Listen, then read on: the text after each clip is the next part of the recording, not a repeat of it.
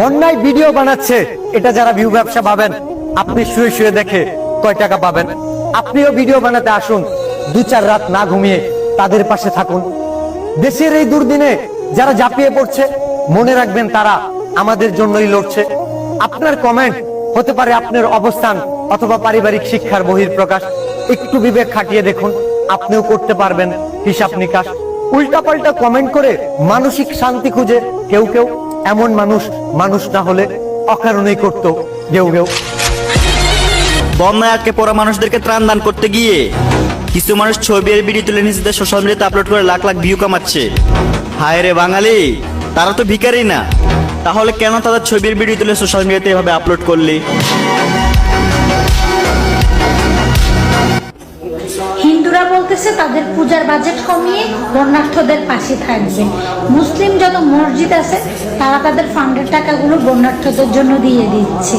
Even যারা petrol পাম্পের আছে তারা বন্যার্থদের জন্য যে বোট ব্যবহার করা হচ্ছে সেখানে তেল ফ্রি দিচ্ছে।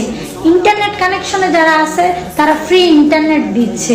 বুঝতেছেন বাংলাদেশের মানুষ কতটা মানুষের পাশে দাঁড়াচ্ছে? হ্যাঁ, আমি বাঙালি, আমি এটা নিয়েই গর্ববোধ করি। আমাদের দেশের মানুষ নিজের মৃত্যু নিজের চোখে দেখতেছে। কত ছোট ছোট বাচ্চা এই বন্যার কারণে দুনিয়াটাই ভালো করে দেখতে পেল না। হে আল্লাহ, আপনি আমাদের বন্যাগ্রস্ত মানুষদের হেফাজত করেন।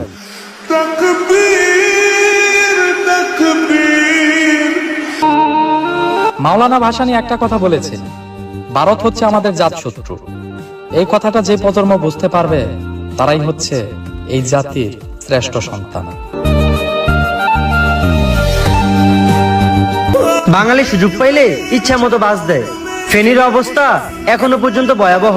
যেখানে নৌকা দিয়ে গেলে ভাড়া লাগে 100 টাকা, ওইখানে ভাড়া নিতেছে 10,000 টাকা। তারপর যেখানে নামানোর কথা তার অর্ধেক আগে নামাই দিতেছে। ওই যে কথায় আছে না, সময় খারাপ দেখলে সবাই তার সুযোগ নেয়। হে আল্লাহ, এই পরিস্থিতিতে আপনি ছাড়া কেউ নেই তাদের পাশে। আপনি সবাইকে হেফাজত দান করেন এবং যারা সময়ের সুযোগ নিতেছে তাদেরকে হেদায়েত দান করেন। সবাই আমার কমেন্ট বক্সে একবার আমিন বলে যাবেন।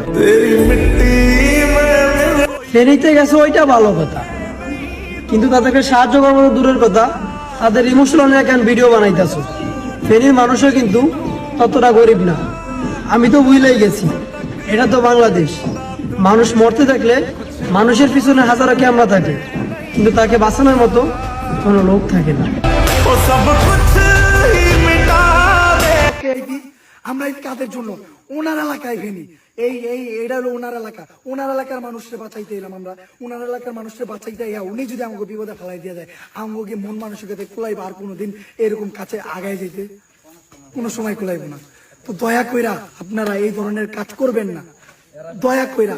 আমরা শুধুমাত্র ঢাকার থেকে এই যে আমার অবস্থাটা দেন, আমার গলা ভেঙে গেছে, আমার ঠান্ডা, আমার জ্বর, আমাদের যে কয়টা পার্সোনাল আমাকে রেখে গেছে, একজনের পাকাইটে গেছে, এই যে মাটি যে হাঁটতে পাকাইটে গেছে, একজন অসুস্থ, একজনের কি অবস্থা এটা আমি বলেও যেতে পারবো না। একজনের কি অবস্থা, এই অসুস্থতা নিয়ে এইরকম পরিস্থিতিতে আমরা আসছি। তারপরে যদি আমাদের এই এলাকার বা এইরকম মানুষের দিয়ে এইভাবে প্রতারিত হইতে হয়, তাহলে কিছু বলার নেই, কিছু বলার ভাষা নাই।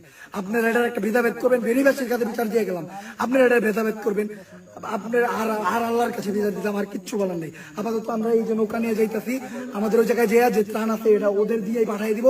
আর ভাই তোমরা সুস্থ বন্টন করবা, সুস্থ বন্টন ফ্যামিলির দরকার ওগুলা দিয়ে দিব।